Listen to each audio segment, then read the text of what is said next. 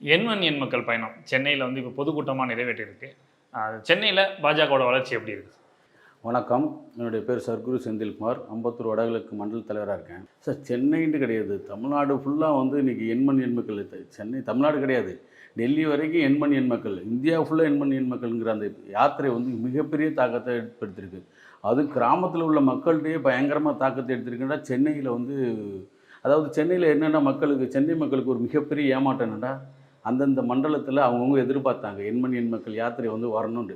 அது ஒரு ஏமாற்றம் பயங்கரம். ஏன்டா அதோடைய எதிர்பார்ப்பு பயங்கரமாக இருந்துச்சு, அதோடைய தாக்கம் அதிகமாக இருந்துச்சு. தமிழ்நாடு உள்ள எண் மக்கள் வந்து தலைவர் அண்ணாமலையுடைய யாத்திரை வந்து மிகப்பெரிய ஒரு தாக்கத்தை ஏற்படுத்தி கொடுத்துருக்கு.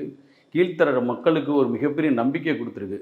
எம்ஜிஆருக்கு ஒரு மிகப்பெரிய மக்களுக்கு ஒரு நம்பிக்கையாக இருக்கக்கூடிய ஒரு தலைவராக வந்து மக்கள் இப்போ எதிர்பார்க்குறாங்க. இந்த கருத்து கணிப்புலாம் பார்த்தீங்கன்னா ஒரு 10% 20% சொல்கிறாங்க. ஆனால் எனக்கு தெரிஞ்சு 20% இருந்தால் கூட தமிழக மக்களுக்கு ஒரு செய்தி சொல்கிறேன். இதுக்கு பிறகு இந்த தலைவரை நீங்கள் தவற விட்டிங்கன்னா இன்னுமே உங்களை காப்பாற்றுறதுக்கு யாருமே இல்லை. அதனால் 20%ங்கிறது 50%ஆக மாறுறதுக்குண்டான வாய்ப்புகள் மிகப்பெரிய லெவலில் இருக்குது. இந்த எம்பி எலெக்ஷனும் இல்லை, அடுத்த 2026 கம்பல்சரியாக தலைவர் அண்ணாமலை தலைமையில் நிச்சயமாக ஆட்சி அமைங்கிறத நான் சொல்லிக்கல, கடமைப்பட்டுக்கிறேன். நீங்கள் இப்போ கள பணியில் இருக்கீங்க, களத்தில் வந்து பாஜகவுக்கு வரவேற்பு எப்படி இருக்குது?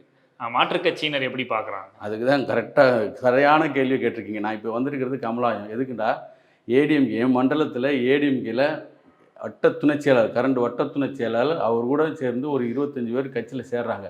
அவரை அண்ணனுக்கு மாநில துணைத் தலைவர் பெருங்கோட்டை பொறுப்பாளர் கருநாகராஜன் மற்றும் எங்கள் மாவட்ட தலைவர் மனோகரன் அண்ணன் தலைமையில் இணைக்கிறதுக்கு தான் நான் இப்போ வந்திருக்கேன். அப்போ எடுத்துக்காட்டு பாருங்கள், நான் நிற்கிறதே அதுக்காக தான் நிற்கிறேன்.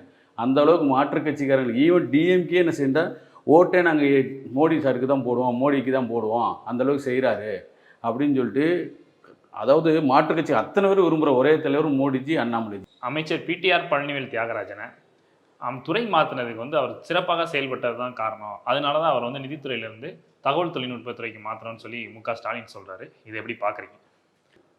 ஆக்சுவலாக ஸ்டாலின் வந்து இப்போது நேற்று நினைக்கிறேன், தொழில்துறை மாநாட்டில் வந்து ஒரு பேட்டி கொடுத்துருக்காரு. எப்படி பேட்டி கொடுத்துருக்காருன்றா, நான் வந்து பிடிஆர் பழனிவேல்னா ஏன் வந்து தொழில் வந்து நிதி அமைச்சர்லேருந்து தொழில்துறை அமைச்சராக மாற்றினு ஒரு காரணம் கொடுத்துருக்காரு.